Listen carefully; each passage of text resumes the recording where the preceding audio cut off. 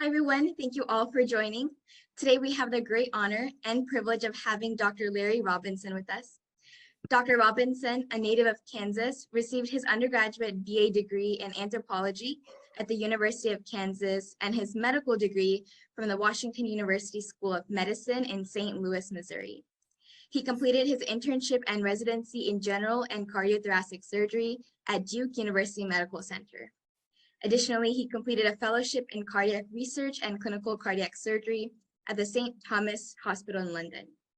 He also served as a flight surgeon at the rank of Major USAF in Thailand during the Vietnam War.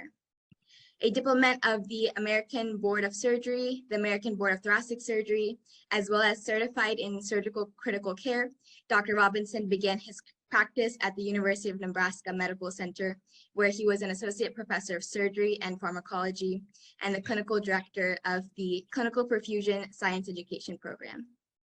Dr. Robinson then came to the University of South Florida College of Medicine in Tampa in 1994, where he's currently a professor of surgery, thoracic, and interdisciplinary oncology. He practices thoracic surgical oncology at the Moffitt Cancer Center as a senior member of the Moffitt Medical Group. He's also director of the Pancoast Tumor Program in the Department of Thoracic Oncology. Recently, he helped found the Center for Infection Research in Cancer in 2012, and he's also the co-founder and president of Prelude to Cure, a nonprofit charity dedicated to raising funds to support lung cancer research. Dr. Robinson is an author and co-author of over 160 medical publications. He's directly involved as principal investigator in 2 ongoing clinical cancer research protocols involving lung cancer and the microbiome, as well as lung cancer in never smoking women. He is also a co-principal investigator for a prospective multi-center clinical study evaluating the influence of the gut microbiome on the effectiveness of immunotherapy for advanced lung cancer. Clinically, he is a member of the multidisciplinary thoracic oncology group involved in the evaluation and treatment of all stages of lung cancer, lymphoma, and other thoracic cancers, which includes aggressive combined modality therapy, including numerous clinical trials. Dr. Robinson, thank you so much for your time and willingness to be here with us. We know that we're going to learn a lot from this podcast today. Well, thank you for inviting me. It's been a real pleasure. Awesome. So before we continue, we want to launch a quick poll to get a feel of the audience we have today. We have 2 questions that ask how much you know about lung cancer and lung cancer screening. So I'm going to launch the poll. If everyone could take a couple of minutes to fill it out, that would be wonderful.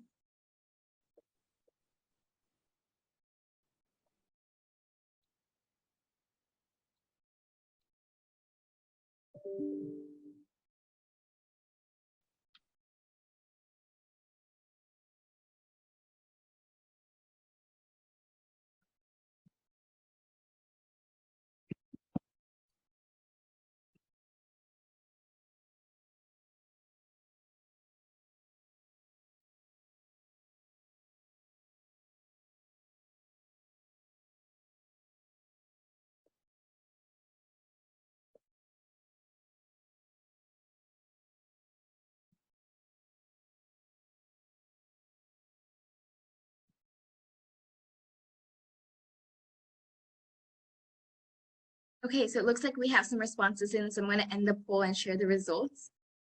It looks like we have a pretty wide audience today. Some people haven't heard about lung cancer screening and don't know much about lung cancer, whereas other people have know a considerable amount about both topics. So great to see that we have people from all levels on the call today.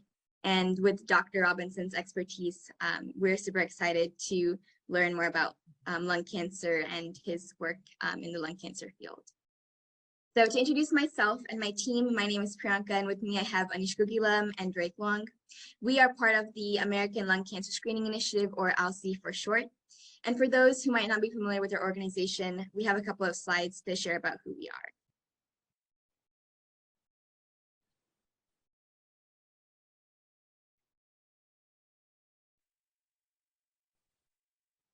ALCSI is a 501c3 nonprofit that works to raise awareness for lung cancer and lung cancer screening.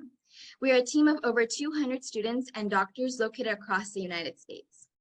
And we do the work that we do because lung cancer is the deadliest cancer in the world, causing more deaths than breast, prostate and colon cancers combined. Lung cancer causes about 380 deaths per day in the US alone. Lung cancer is very fatal because currently many patients are being diagnosed at a late stage when the cancer has grown and spread to other parts of the body. Lung cancer screening is an effective imaging technique that can be used to screen for lung cancer and has been shown to catch lung cancers early.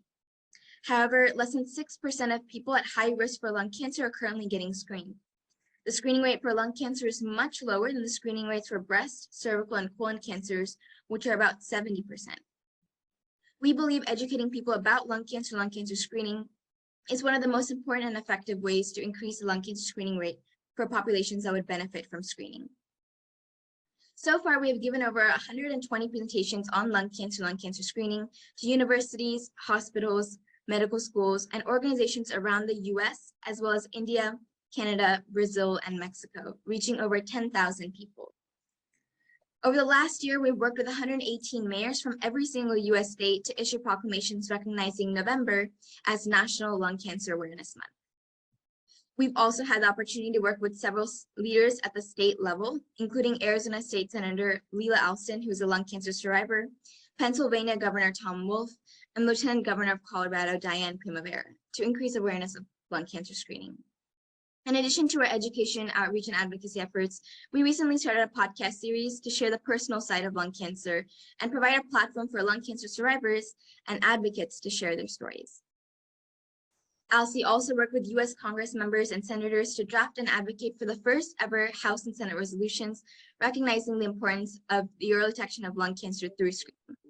And in December 2020, the Senate resolution was passed with unanimous consent, marking the first time the US Senate has ever recognized the importance of screening.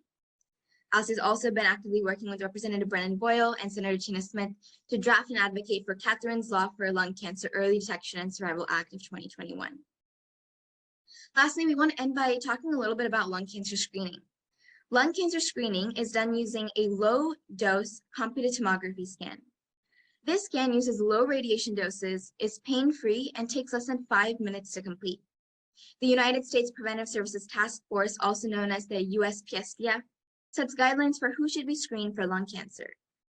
Right now, they recommend that people between the ages of 50 and 80 who have a 20-pack-year smoking history or more, and who are current or former smokers who could, within the past 15 years, get annual low-dose CT scan. 1 pack year is defined as smoking on average 1 pack a day for 1 year, and therefore 20 pack years can be meant by smoking 1 pack a day for 20 years or smoking 2 packs a day for 10 years, for example. If you know anyone who might be eligible for lung cancer screening based on the criteria listed on the previous slide, please share the link given by the QR code so that they can contact one of our doctors about lung cancer screening. Finally, we want to highlight that there are other risk factors for lung cancer in addition to smoking, such as exposure to asbestos, a family history of lung cancer, COPD, and previous radiation therapy to the lungs. We believe it's important that we recognize these additional risk factors because a large number of people in the United States, which is 10 to 20% of individuals diagnosed with lung cancer, have never smoked. So thank you all for taking the time to listen to that short presentation. And without further ado, we can jump right into the podcast. We have a couple of questions prepared for Dr. Robinson, but we will also have a Q&A session at the end where you can all submit any questions you have for Dr. Robinson. And this podcast is being recorded and will be shared on our Spotify, Anchor, Google, and Apple podcasts, as well as our YouTube channel. So first off, Dr. Robinson, could you please introduce yourself and share your background in the lung cancer field? Sure. I'm a thoracic surgeon. I have been practicing as a full-time thoracic surgeon for now 40 years, primarily with lung cancer over the last, say, 20 years. I've been at Moffitt Cancer Center for 28 years. And so I've had a chance to see an awful lot of lung cancer, a lot of different kinds of presentations, all different stages. And that's really all I do now is effectively lung cancer. I do surgery, probably 4 or 5 cases a week. And then I have a very strong interest in both basic and clinical research in lung cancer. And so we have a number of programs going on. My particular interest in research has been involved in viral carcinogenesis. In other words, viruses involved in the and the causation of cancer, and also a big interest in nutrition and lifestyle changes that have led to people developing cancer and how to prevent some of those problems. And so it's been a lot of it's been very interesting, particularly in the last 10 years, involving the research aspects, since we've seen a lot of changes in lung cancer, as you're probably well aware.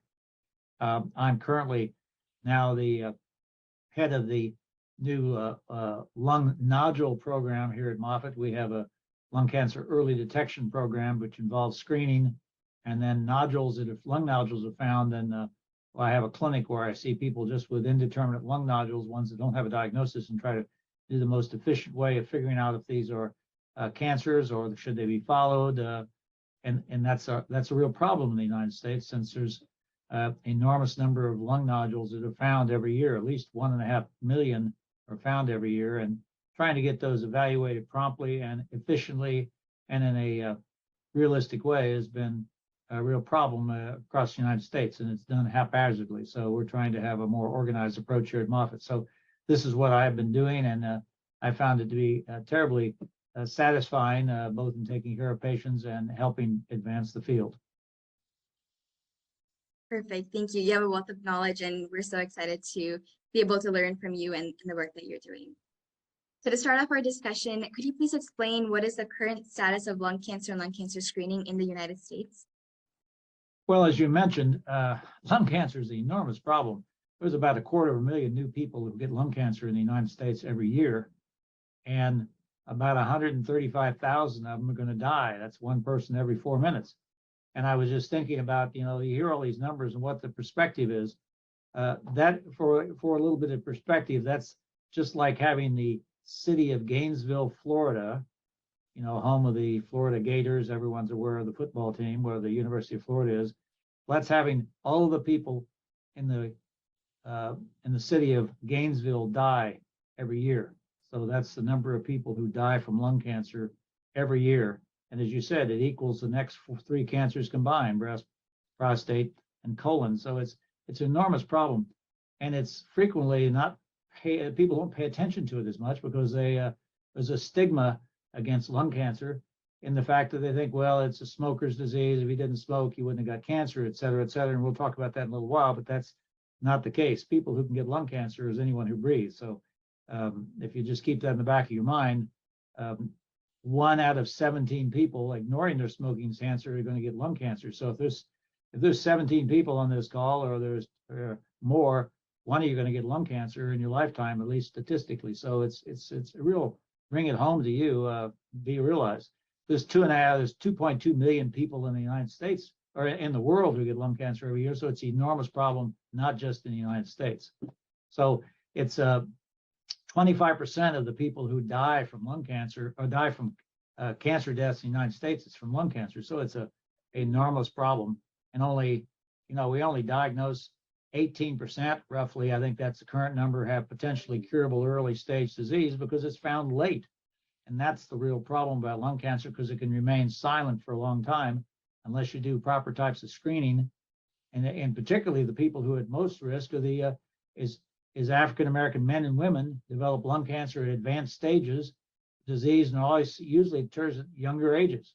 And they usually have fewer packier history of smoking. So there's problems with different groups in the United States. Right now, our survival has really been impressive in terms of what it's done. Now the lung cancer survival, which is 23% of the people who get lung cancer survive and are cured. Not that many years ago, just 20 years ago, it was down about 14%. So every time you improve 1% as far as lung cancer is concerned, you have another 2,300 people who live. So even though the progress is much behind in terms of cure rates with, say, breast cancer or melanoma, some of the others, it's really remarkably important. And it's so many are found, but they're ignored. There's on chest CT scans that are done incidentally, people in emergency rooms had other kinds of scans. There's around 1.6 million lung nodules found every year, and 95% of them are found incidentally, not in screening CT scans. But 2/3 of these nodules, which may be very early stage disease, are not followed. I mean, I don't want to say it's criminal, but it's so sad that a lot of those people that have had curable disease, nothing happens, and 2 or 3 years later, they have advanced disease and their chances of cure goes down. Now, the screening chest CT scan has been an important part that so far we haven't been able to get penetration, if you will, of the society to understand about it. It was back in 2011 that the National Lung Cancer Screening Study was done and published, I think 2013, that showed that low dose screening CT scans decreased mortality at least 20% compared to just trying to get a chest x-ray. And then they expanded the coverage last year, as you mentioned, that now it's about 14.5 million people in the United States are eligible to get a lung cancer screening based on those criteria that Priyanka said just a few minutes ago. In Florida, that's about 1 million people. And how many get screened? Nationally, it's about a little over 5%, 5.8% of the people get screened. In Florida, it's abysmal. 3% of the people who are actually eligible to get screening in Florida get screened. And there's a number of reasons about that we can talk about in a few minutes, but it's very disappointing, the underutilization of this. If you consider breast cancer screening, 76% of women get the recommended mammograms. Colon cancer is about 67%. Prostate cancer is lower, but it's still 40% of men get evaluated for prostate cancer. Cervical cancer is high, 75%, and lung cancer is down in the basement at 5.7%. So it's very discouraging. But on the other hand, is some encouragement because we have a long way we can improve things. Just to give you an idea, some numbers, and we were talking about this. The head of the cancer center asked me, what happens if all of the 1 million people in Florida got screening CT scans? How many people lives would that save? So if you go through the numbers, I won't go through all the mathematics about it. It turns out if everyone was screened, we'd find about 10,500 new lung cancers in Florida every year if they all got screened. And if you figure out that 80% of those are going to be early stage, potentially curable disease, likely at least 6,500, 7,000 people would be cured of lung cancer long term if they had screening CT scans. What's the current status? 20,000 new cases of lung cancer in Florida a year, 5,000 people are cured. So just by doing screening CT scans, you could more than double the number of people cured if we could just get them to do that. And that's what's so sad. It's available, but a lot of people don't know. And there's a lot of reasons for that. Thank you, Dr. Robinson, for that detailed overview. You brought up several really important points that I just wanted to highlight and talk about further. You mentioned that with the new lung cancer screening guidelines, many more individuals are eligible for screening. And so in 2013, the lung cancer screening guidelines were actually slightly different. The age criteria was smaller. It was for individuals between the ages of 55 to 80 years. And the smoking history requirement was 30 pack years instead of the 20 pack year smoking history requirement right now. And so in 2021, the United States Preventive Services Task Force modified the guidelines to what it is right now and what we discussed earlier. And with these modifications, 2 times as many minority individuals and women are eligible for lung cancer screening, which is very significant and definitely a step in the right direction. But as we'll talk about later, there are other risk factors for lung cancer other than smoking, such as exposure to radon and asbestos. And these other risk factors are not captured in the current screening guidelines. And so definitely that we are really excited that we've made progress in modifying screening guidelines to include more high-risk individuals, especially minority individuals and women, but there's still a lot of work to be done. I'll hand it over to Drake to ask the next question.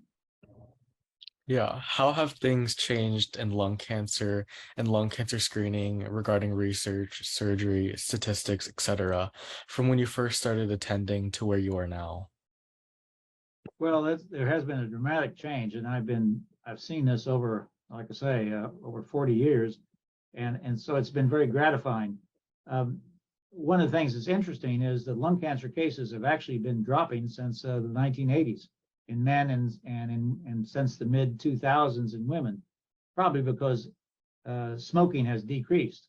But the peak incidence was in 1992 when there was about 66 new cases per 100,000 people. So it's dropped slightly over the years, which is gratifying. But now we're starting to see an awful lot of people that are non-smokers that get lung cancer. So there's still a significant problem. The survival rates, as I mentioned earlier, in 2000 was about 15%. Now it's up to 23% in the last 20 years, and it's going up around, they think, a lot faster, particularly in the next 10 years. It's going to dramatically improve. There's been an increase, interestingly enough, in us finding earlier stage disease. And I'm not sure, we're a lot of thoughts about why that might be the case, but we don't think it's because we're getting a lot more screening CT scans. As you know, it's down in the basement in terms of the percentage. So well, no one's really sure, but we are seeing more earlier stage disease. And there's a marked increase in never smokers getting lung cancer. Females particularly, 25% of the women who get lung cancer are females and who are never smokers. I see at least one per week in my clinic, and it used to be 20 years ago, it was almost a reportable case to have someone who was a never smoker get lung cancer. So now we see it all the time. In men, it's probably 5 to 8%. So we're not sure why that's happening. That's one of the reasons I'm actually doing a prospective observational study in never smoking women to try to look at a whole bunch of different risk factors. So there's been in terms of treatments concerned, early stage lung cancer is better diagnosed. The surgery is much safer. We operate on a lot of folks we've never considered doing 20, 30 years ago because we can do this quite safely. Mortality is markedly down. It's become a very, very straightforward procedure. The other thing is that now we have a better idea of which patients may have an increased risk of recurrence. Even though you took out all the cancer, some of those patients have microscopic diseases elsewhere, cancer cells that are elsewhere that you can't find on all our fancy tests. So some of them have an increased risk of recurrence. For example, if you have a 1 centimeter diameter, sort of a less than, that's about a 3/8 inch cancer, and you take this out and all the nodes are negative, everything looks well, you still only have about a 90, maybe 92% cure rate, which means about 8% of those people had microscopic disease elsewhere. If you take out a 3 centimeter diameter cancer, which is roughly an inch and say inch and 3/8, the risk of recurrence, node negative, everything goes down. It increases to about 25, 30%. So we're trying to figure out who is at risk for recurrence, because we do know that if you can choose people who have elevated risk, that you can give them adjuvant, what's called chemotherapy after surgery, and you can improve the risk over surgery alone if they're at high risk. Just giving it to everybody doesn't work. And in advanced stage disease, that's what's been the very exciting part, and the medical oncologists have been gratified by it, is the amount of options now that are available. For example, radiation therapy is much, much safer. It used to be you gave radiation therapy and all it did was essentially burn the skin and didn't do anything else. But now the directed radiation therapy, the toxicity from it, the side effects is much, much lower, and the effectiveness has gone up. Immunotherapy is probably the most exciting thing. You go to a lung cancer meeting or any kind of cancer meeting, and everything has to do with immunotherapy, which immunotherapy is different than chemotherapy. Chemotherapy are drugs that actually kill cancer cells. They're toxic drugs, they're poisons, and they kill cancer cells. And unfortunately, they kill some normal cells, but where they have to balance the killing of normal cells, for example, some in your bone marrow or your hair and that kind of thing, with killing cancer cells. And those are very effective in certain cancers particularly. Immunotherapy is completely different. Immunotherapy does not kill any cancer cells whatsoever. It blocks the way that the cancer cell has learned to hide from your own immune system, so that your immune system then recognizes the cancer cells as bad guys and kills the cancer cells. So it's a really very interesting approach. We've been trying to learn how to do this for the last 40 years.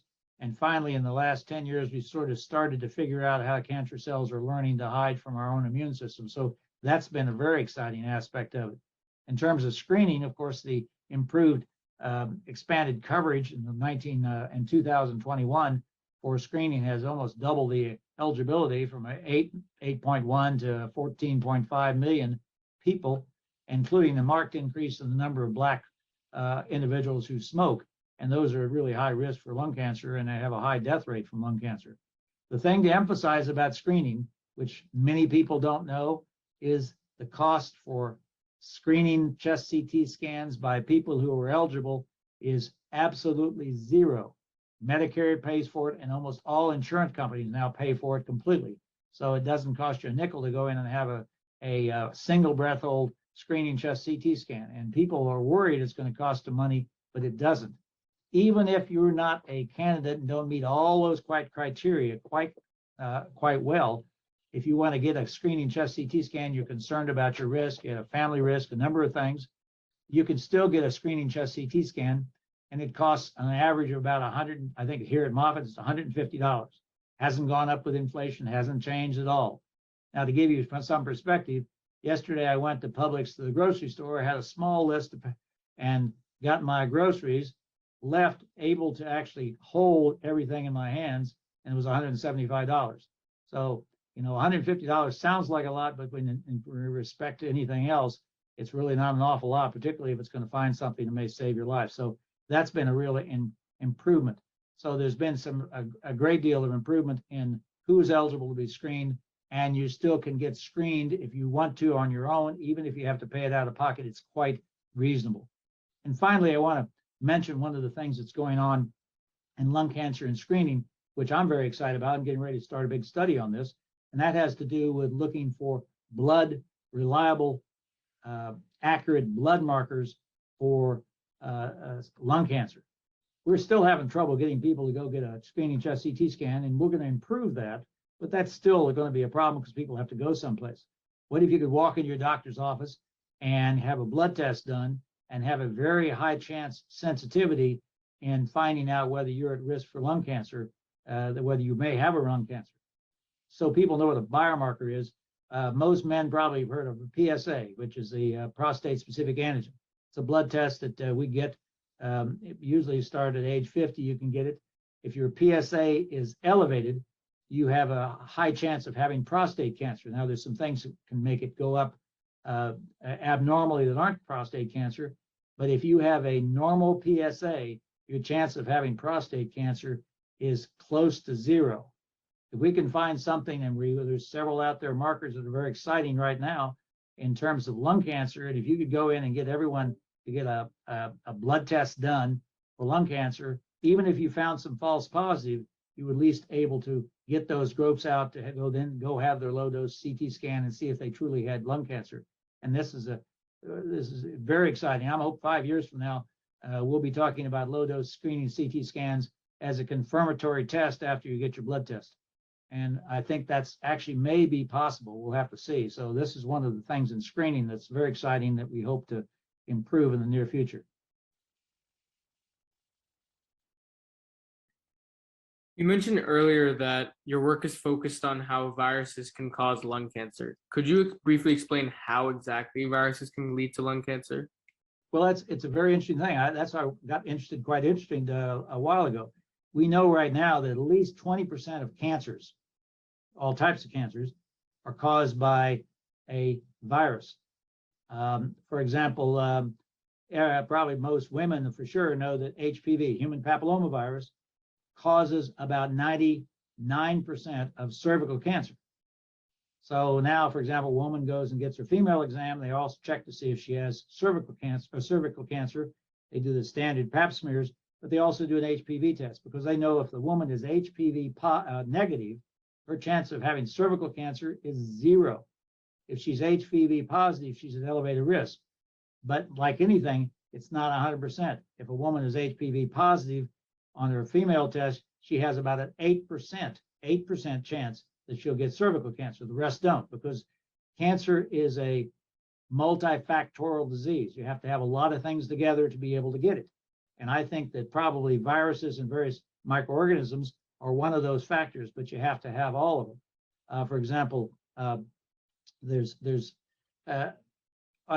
way to look at this is multifactorial is everyone's looking at the Powerball, actually the Mega Millions tonight. It's worth $1.1 billion if you win it. We have to have all the numbers in the Mega Ball. Cancer is the negative lottery. You have to have all of the numbers or all of the factors to be able to get lung cancer. If you're a smoker, you have a 1 in 6 chance of getting lung cancer, but the other 5 don't because they don't have the other factors. So we think that probably one of those factors, besides maybe lifestyle, exposures, genetic risks, a whole bunch of other things, probably also involved a microorganism that might be there. But if you don't have everything together, the microorganism is not going to cause you to have lung cancer or have some type of cancer. I've done some studies myself, and there's a bunch out there that have several different kinds of viruses that have been implicated in lung cancer. But just the fact that you have the virus doesn't mean you're going to get the lung cancer. You have to have the other things with it. So it's a more complicated, as most of nature turns out to be, biology. It's a lot more complicated than we'd like to have. It's not just one virus causes it. It's that virus contributes to it, but you have to have other things to be able to actually develop the cancer.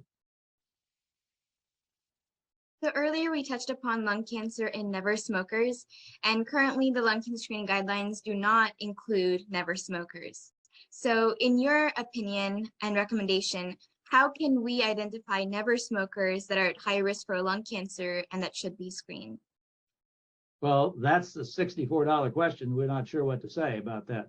We know risk factors. In fact, that's the study I've looked at. I've looked at all the literature about this, and we're actually looking and collecting information. We know that what may increase your risk of having lung cancer, inflammatory diet, obesity increases your risk of having lung cancer. This is lung cancer. High saturated fat diet, lack of exercise, various medications, immunosuppressive medications can do that. In somewhat third world countries where you have a lot of open fire cooking indoors, you get a lot of exposures at the same time. So there's a number of things that may do that. A lot of other things that increase your risk. You mentioned radiation exposure, certain occupations, miners, people who are exposed to heavy metals. All of those things increase your risk. We're not sure why, like I say, we have this sudden increase in the number of never smokers. It's, in my estimation, most of this is changes in lifestyle, because I don't think this is negative evolution, that suddenly we're going to evolve the wrong way and get these bad diseases. I think we've evolved the wrong way in terms of our lifestyle, whether it's our diet or exercise, exposures, medicines, drugs, all sorts of different things increase your risks, and we're trying to sort that out. Then the question always comes up, and well, I'm a never smoker, and should I get a screening chest CT scan? And as far as we can tell right now, we really can't make a recommendation that somebody does. Now, if your mother at age 40 gets lung cancer, and your sister gets lung cancer in early age, or there's a lot of lung cancer in your family, particularly first-degree relatives at an early age, probably is not unreasonable to go ahead and get a low-dose screening chest CT scan. The radiation exposure is minuscule, and that's probably reasonable. But in terms of all the people out here are never smokers telling them to get their low-dose screening CT scans, as it is right now, no. Perhaps when we get, like I say, some blood biomarkers, it may be easier to do that, and we'll have a better idea. But right now, we wouldn't have everybody run to the chest CT scan. Unfortunately, we can't tell you exactly who. Based on your many years of practicing medicine, what are some common questions, concerns, or misconceptions you see patients have about lung cancer or lung cancer screening? Well, there's a lot of misconceptions, as you know, and there's a lot of reasons. There's barriers why people, and I'll just kind of focus on lung cancer screening because, 3%. I mean, that's a failing grade. That wouldn't even get you a D. 3% in Florida. So why aren't people getting screened? Why aren't they getting it done? Well, big thing, a lot of people just aren't aware. There's a real lack of understanding and awareness about the whole thing, and I think that's one of the things. But there's a lot of other things. A lot of people are concerned, a fear of radiation exposure, and I've had people ask me when I've been to meetings and say, "Oh, well, I'm afraid I'll get radiation from the CT scan." Let me just explain a few minutes about that. How you measure effective radiation doses is in something called millisieverts. It's named after Dr. Sievert, who was a Swedish physicist many years ago. And millisieverts is a standardization of how much radiation you get. For example, A chest X-ray gives you as 2/100ths of a millisievert, tiny amount. If you take a coast-to-coast flight in an airplane, you get radiation exposure from ultraviolet ray, cosmic rays. That gives you 3/100ths of a millisievert. If you're a flight crew on an airliner over a course of a year, you get about 2.3 millisieverts.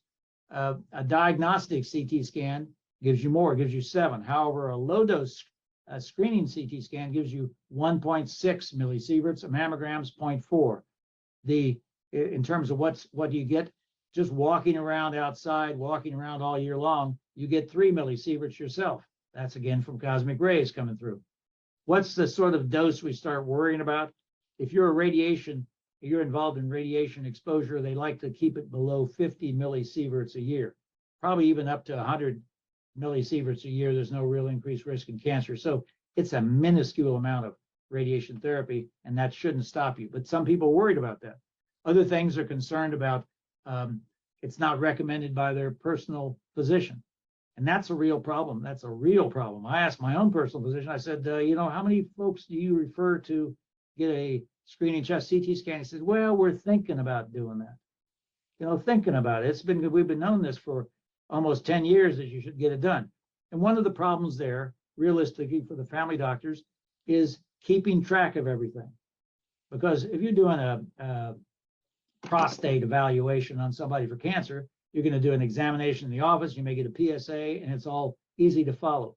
But if you send somebody off for a screening chest CT scan and you get a report back that says they have a nodule, then you have to figure out how to have some type of office way of following up on those patients, make sure they get their screening CT scans or follow-up as they need it.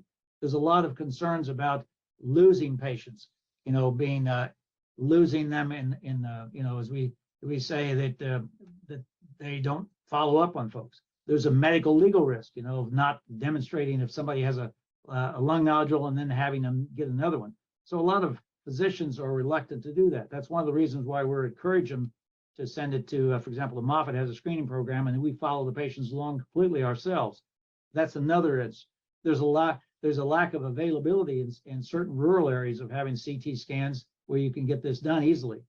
Moffitt is in the process of starting to have a mobile CT scan screening program that's going to go out in several buses around in the rural areas to have that available. And then there's a real concern that people have, well, if they find a nodule, I'll end up having to have a whole bunch of tests or a whole bunch of invasive things go on. And that is a concern, because 27%, at least based on the studies, 27% of the people who are at high risk for lung cancer who have a screening CT scan are going to find a nodule. And that's why we've set up our Nodule Clinic. So when those people have those nodules, we can evaluate them and follow the guidelines, because out in the community, 60 to 70% of the nodules that are evaluated on the outside they don't follow the guidelines. And there's lots and lots of very specific guidelines on what you do about nodules based on size, because the risk of cancer in a lung nodule is based on size, location, and what it looks like. And you have to have a lot of experience to know that. And size does matter. The bigger the nodule, the more chance it could be. So there's a number of aspects of it which require clinical judgment, which doesn't happen out there. So it's a real problem with getting lung cancer chest CT scan screening, improving the number of people, but we're going to go out and really work at it hard. And it's mostly education. You mentioned the buses going around as part of one of Moffitt's programs. So what are some of the best ways to educate patients and healthcare providers about lung cancer screening and lung cancer screening guidelines? Well, we have a lot of outreach programs for physicians, and to make sure they understand that. We used to go out and actually do it in person before our friend COVID came along. Now we're doing a lot of these Zoom meetings. I've gotten tired of everybody sort of starting to get Zoom butt and sitting in a chair all the time. And it's harder to give a talk, quite frankly, on a Zoom when you can't even see people, or they have their avatar up there and you can't even tell if they're awake or not. But nonetheless, going out and talking to physicians in the community and explaining why this is important, what are the numbers involved. And I think we're starting to make some progress with that. The other thing is educating the people directly. and we have a number of programs doing that and ourselves, but it's going to take a lot of time. And people like you, with your program that you're doing, is doing an excellent job of taking that information out to the community, because it's purely education that people know about it. We've known about breast mammogram screening, breast cancer screening for many years, so they have a big head start on us. And it's become, well known that, women need to get their CT or their mammograms, et cetera. And we're relatively new to the field with CT scan screening for lung cancer. So we have some ways to go, but we're actually getting together with the breast mammogram folks that we're going to offer twofers.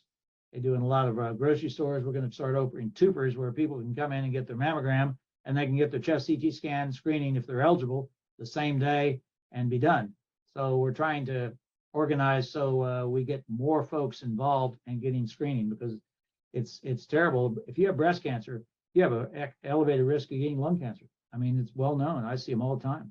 So they're really related. We really admire the work that's being done at the Moffitt Cancer Center to raise awareness about lung cancer, and especially among physicians, because that's something that we've consistently heard from a lot of different thoracic surgeons, is that primary care providers and just healthcare providers in general are not as familiar with the lung cancer screening guidelines as someone who is working directly in the lung cancer field might be. And so since patients really do trust their doctors, we definitely agree that raising awareness about the lung cancer screening guidelines among primary care physicians and healthcare providers in general is going to be a very effective way to help identify more high-risk individuals who should get screened for lung cancer. So yeah, thank you for the work that you're doing there.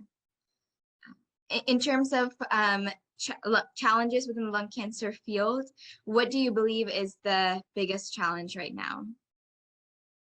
Well, the biggest challenge is to get people in with early stage disease if we're going to improve the cure rate. Now, cure rates have gone up with our immunotherapy and a lot of other therapies, and it's slowly improved. So it's become a lot more gratifying. But where the money is, not the money in terms of helping people, is finding it early. That's really that's the key. Only 18% of lung cancer is found early at a curable rate.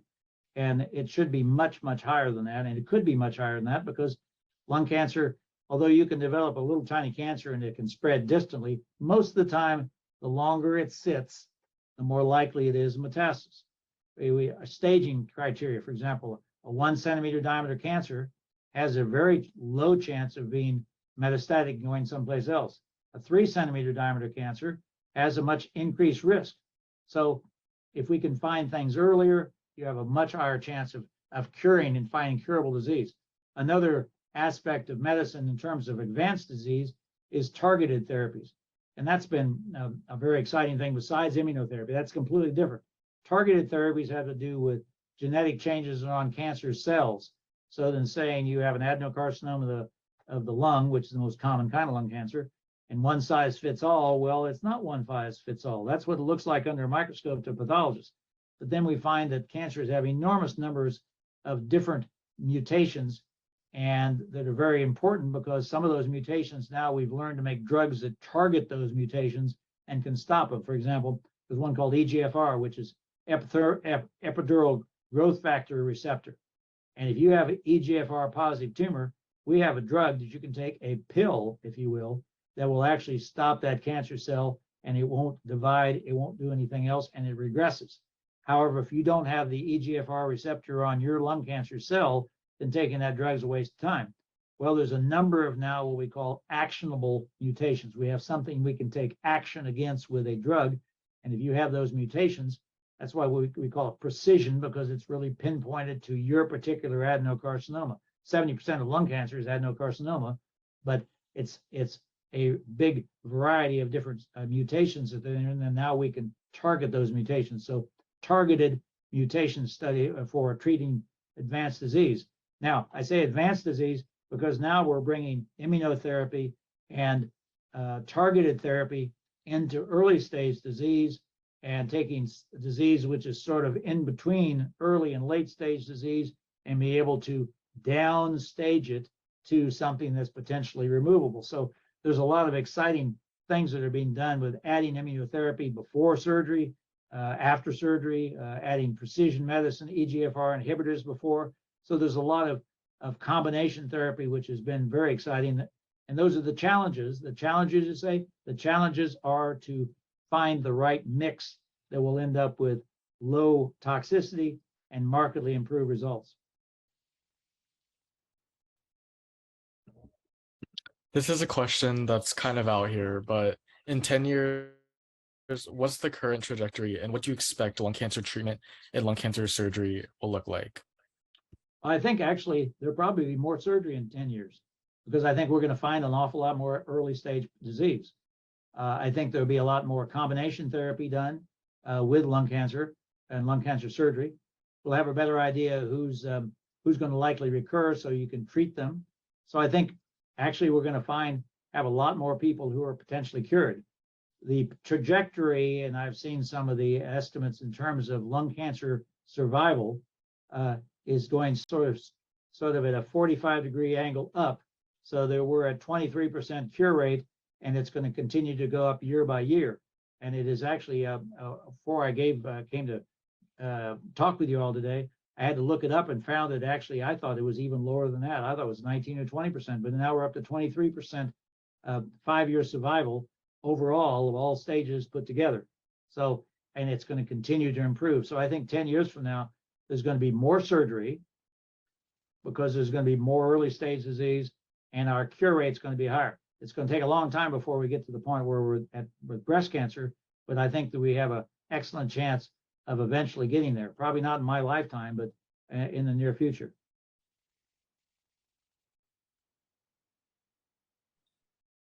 What advice do you have for current lung cancer patients, just with dealing with the diagnosis and then maybe some questions to ask the doctor when they hear the news? Well, that is extremely important. I mean, it's really, really, really important. As physicians, we have two things we're supposed to do. We're supposed to try to cure people. We're also supposed to and should try to make them feel better. The problem is a lot of physicians don't pay attention to number two. So they frequently come in, and I've heard this from so many people, and particularly sometimes oncologists they come in and someone has stage 3A lung cancer, and they said, yeah, well, you have maybe a 30% chance you'll be cured, 25% chance you'll be cured, you know, and they're devastated, and it's sort of it's very discouraging for the patients and devastating for them. And so what I encourage people, because I see a lot of people who aren't operable, who have later stage disease, and they'll ask me, what about, you know, what's my chances of getting cured? And I don't try to go over into detail, but I tell them, you know, that no matter what the statistics they tell you, no matter what they are, it's extremely important that you focus on being in the favorable side of the statistics. If they tell you there's a 40% chance you're going to get cured, then you need to focus and say, I'm going to be, and take it in your head, I'm going to be in that 40%. Because if you, we're not sure why that works, but it actually makes a difference. Because if you tell yourself, oh my God, I got lung cancer, it's going to kill me, I can guarantee it's going to kill you. I mean, it's going to do it. If that's in your mind that you're going to die from it, it will happen. If you take a positive attitude to it, and I don't want to sound like some kind of person standing on the stage trying to get you to, you know, rah, rah, but it really does make a difference on how people do. First of all, their quality of life will be terrible if they sit there and just waiting for the end, if they're waiting to die. I tell folks, you know, when I'm sitting there with them and their family, that everybody in the clinic room is going to die, including their doctors. We just don't know when.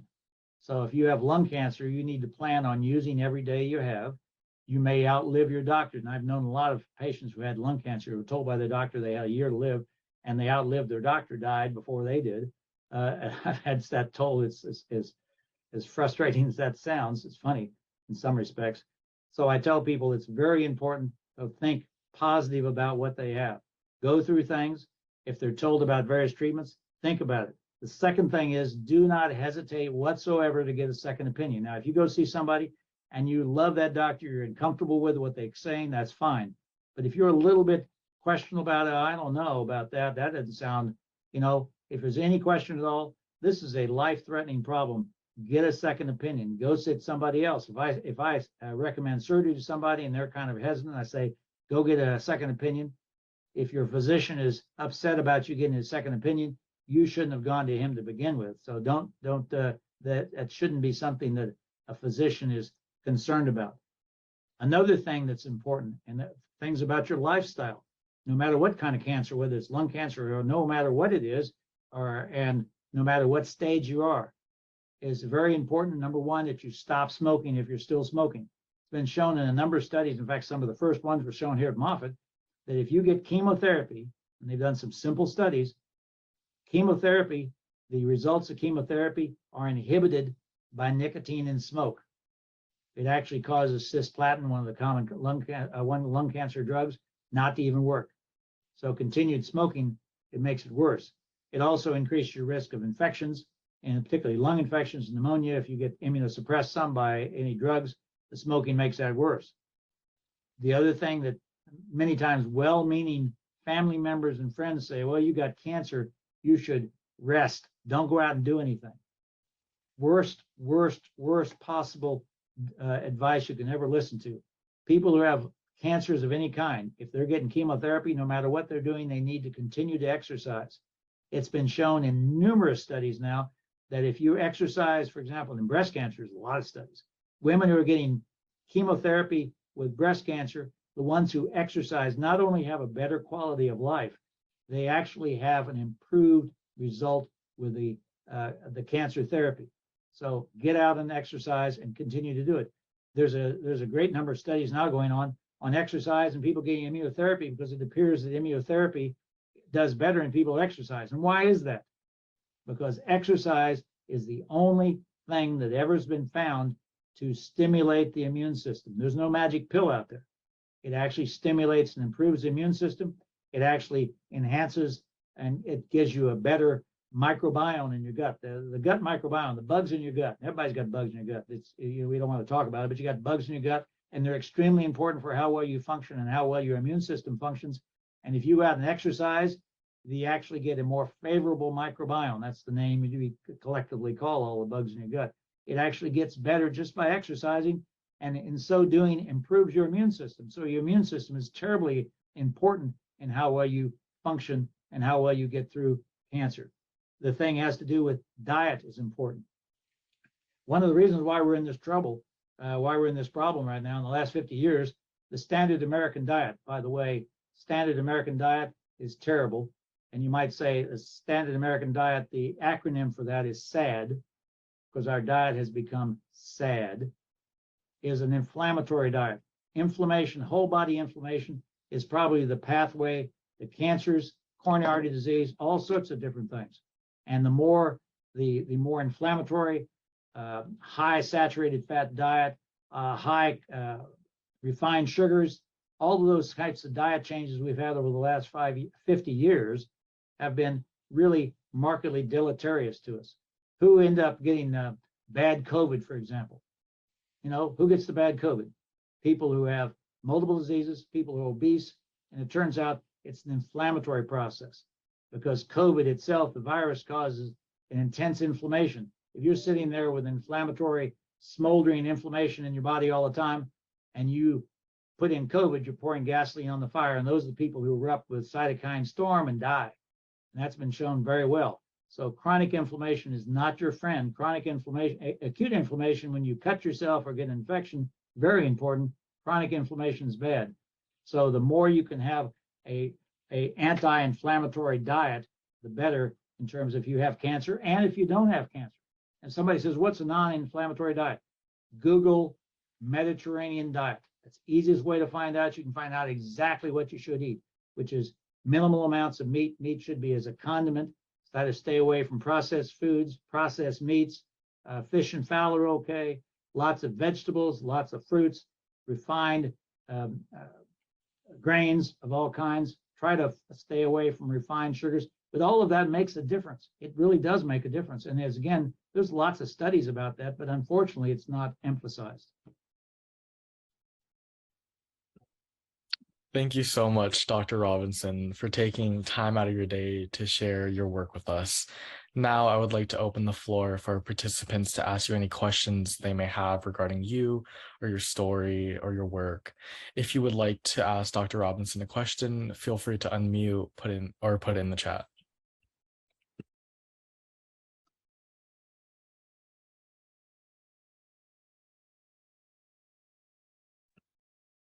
Yeah, so I actually have a personal question. I found your discussion very insightful and interesting, but what drew you into the field of thoracic oncology?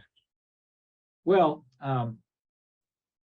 I decided when I was in high school, my dad was a physician, and I always wanted to be a physician, every time. He was a family physician, and back years and years ago, those are the ones who made night calls and went out all over the place, and I decided I didn't want to be a family physician. I respect him for all it completely. And I looked at things and I liked surgery. And then when I went to medical school, I looked at all the other specialties and determined I still like surgery. And then the type of surgery I ended up liking most when you rotate through all the different specialties when you're in medical school was thoracic surgery, both heart surgery and heart and lung surgery. And initially, I used to, for the first 20 years of my career, I also did heart surgery besides lung surgery. And then I pretty much specialized in actually thoracic cancers. 90% of it's lung cancer, but we have thymomas and all other types of cancer. And so that's what I've done for the last more than 20 years, is just lung cancer surgery and thoracic cancers. And it's only been the last 10 years that I've really gotten involved in a number of aspects of research. A lot of the research initially done in thoracic oncology and lung cancer was in various drugs, chemotherapy drugs, and drug companies had various drugs. Well, the thoracic surgeon doesn't really get involved in giving chemotherapy and doing drugs. So I wasn't really involved in some of the drug studies. But now, as things have expanded, now that I've been able to get involved in a number of research programs involving nutrition, lifestyle in terms of cancer, and then the viral carcinogenesis, has really gave me an opportunity, and very exciting to be involved in this, because it's not only just helping people, it's perhaps having the opportunity to make a difference in the field, even if it's a small difference. I'm not looking for a name. I'm not looking for a Nobel Prize. It's very satisfying. So let me tell you, this is exciting. I'm 75 years old. I have no desire to retire. I'm healthy, and I'd just love to continue this, because this is really, I just feel like that I was meant to do this. And I feel lucky that I've been able to have this opportunity to help so many people. Well, that's very inspiring, Dr. Robinson. I think everyone strives to have that type of satisfaction with the work that they do.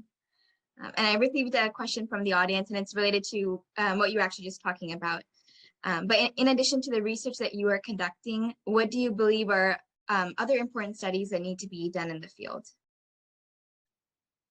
Well, I think, first of all, lifestyle, as I mentioned, those are studies I think we need to look at.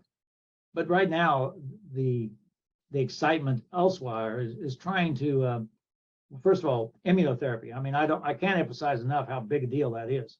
Immunotherapy is effective, but there's a lot of people who don't.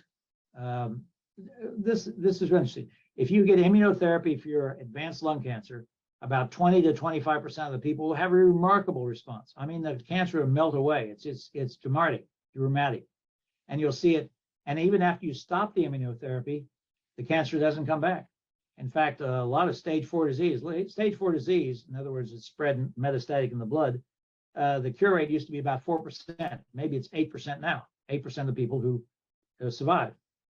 Now we're getting ready to start talking about people, and actually the oncologists are afraid to use that C word, that cure word, because they're seeing people out who've had immunotherapy, had a good response, and they're out 4 and 5 years, and they're off immunotherapy, and nothing's happened.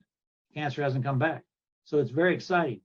But that's 20 to 25%. Another 5, 10% may have stable disease, and the others don't respond. Now, why the devil don't they respond?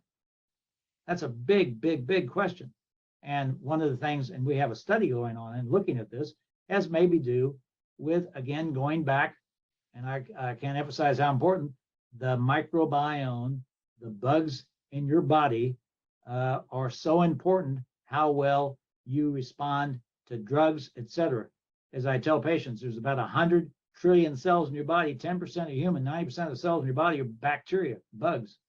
And they really determine how well you do and how well our therapies work. So we're trying to figure out if there's ways we can modify the microbiome to be able to improve response to drugs we already have.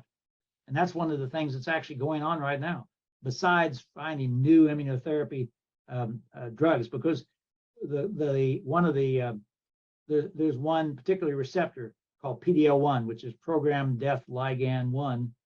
That's one of the first things that's been found about immunotherapy. We think there's probably at least 100 different things that the cancer cells use to hide from the immune system.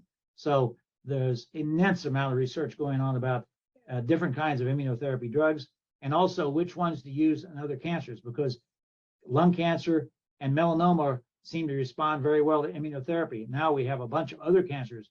For example, what's called triple negative breast cancer, which is a cancer that doesn't have estrogen receptors and so on, tends to be a very deadly disease. You see a lot more in African-American women, and it's hard to treat. And now we're just finding out that you can use immunotherapy for these women who previously really had a bad outlook.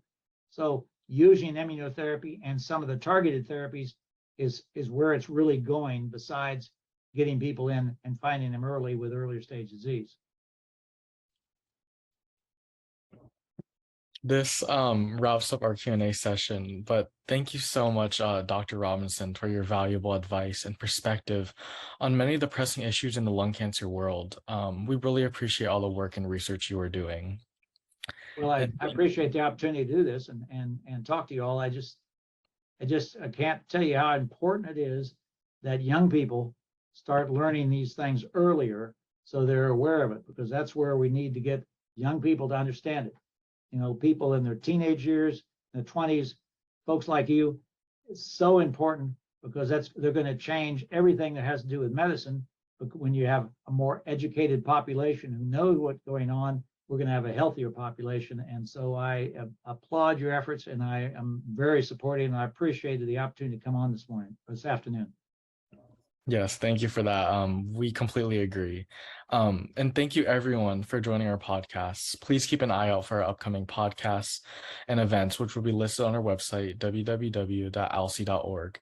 We also encourage you to join our monthly newsletter, where we will share updates on upcoming projects within our organization. Please fill out the Google form in chat if you'd like to be added to our mailing list. Before we end this, we also would like to offer a brochure highlighting some key information about lung cancer and lung cancer screening. If you find this helpful or know of anyone who might benefit from the information included in the brochure, feel free to share it. Thank you, everyone, and have a great day. Thank you so much, Dr. Robinson. Fair enough. Thank you. Thank you for inviting me.